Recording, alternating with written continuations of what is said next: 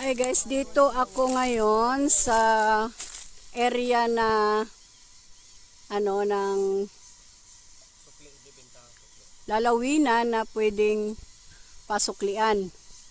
Ito ngayon yung aking kapatid na namamahala dito.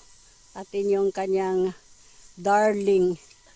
Darling yan. Dito sa lugar na to, ito ay hindi masyadong patag, hindi rin bangin.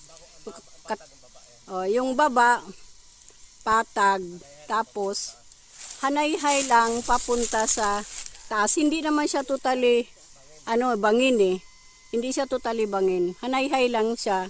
So pwede kang magtayo ng bahay doon sa bandang taas. Dito sa baba pwede kang, o kaya dito ka sa baba magtayo ng bahay. Tapos pwede kang mag-alaga diyan ng mga manok.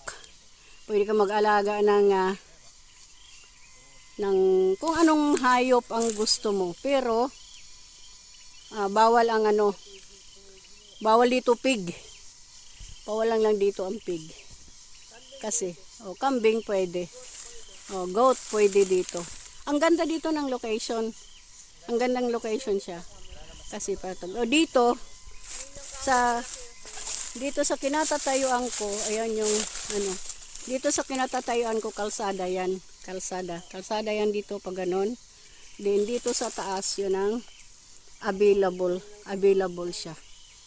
Okay guys, kung interesado, just call me. Okay. Usap tayo. Guys, maganda yung lokasyon. Maganda siya. Malapit sa daan, malapit sa kalsada, malapit lang hanggang galalan. Kunti na lang lalakarin mo. Guys, yun lang.